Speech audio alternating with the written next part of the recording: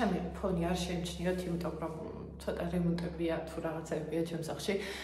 მოკლედ დღეს მინდა ვისაუბრო ძალიან მოკლედ მინდა ვისაუბრო ერთ კონკრეტულ ფაქტორზე, რაც ბოლო პერიოდში რაღაცნაირად ჩემს გონებაში ტრიალებს ხოლმე, რომ გადის ხოლმე კითხავი, რომ აი საქართველოს ევროპა თუ აზია რა გზას ვადგავართ.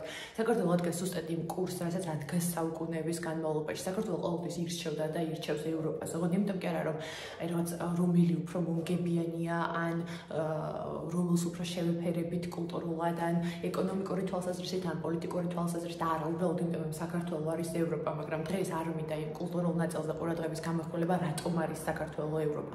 დღეს მინდა ისტორიულ ფაქტორზე მინდა რომ გავამახვილო თქვენი ყურადღება.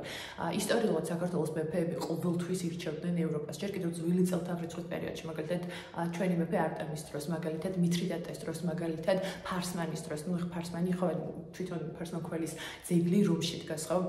ეს იყო განსაკუთრებული გამონაკლისი და ყოველთვის, როდესაც საქართველოს მეფეებს ეძლეოდათ შესაძლებლობა, ყოველთვის აღმოსავლეთზე ამბობდნენ უარს და იჭერდნენ დასავლეთის მხარეს, იმიტომ რომ კულტურულად, რელიგიურად, ტერიტორიულად ჩვენ ვართ აბსოლუტურად ევროპა.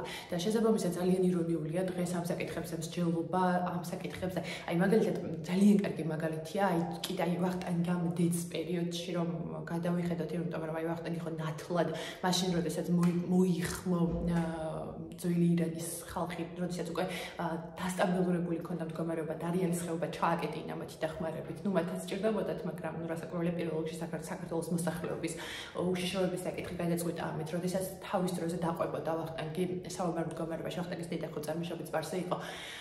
აი ამ პერიოდების შემდეგაც როგორც კი მოძლიერდა, მაშინვე დაუპირისპირდა აღმოსავლეთს.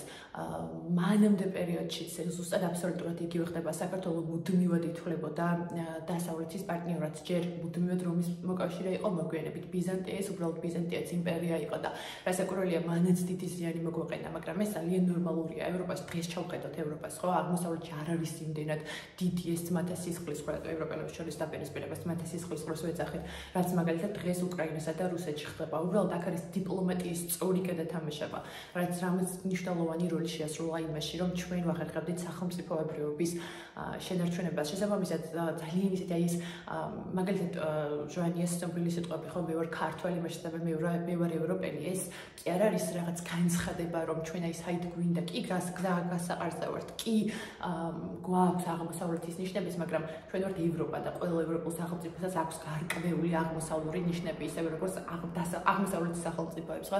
შესაბამისად, ეს ყველაფერი არის არა განცხადება, არამედ შეხსენება გარკვეული დღევანდელი პოლიტიკური ლიდერებისთვის, პოლიტიკური ადმინისტრაციის ლიდერებისთვის, რომ ვინ ვართ ჩვენ, საიდან მოვდივართ და სად მივდივართ.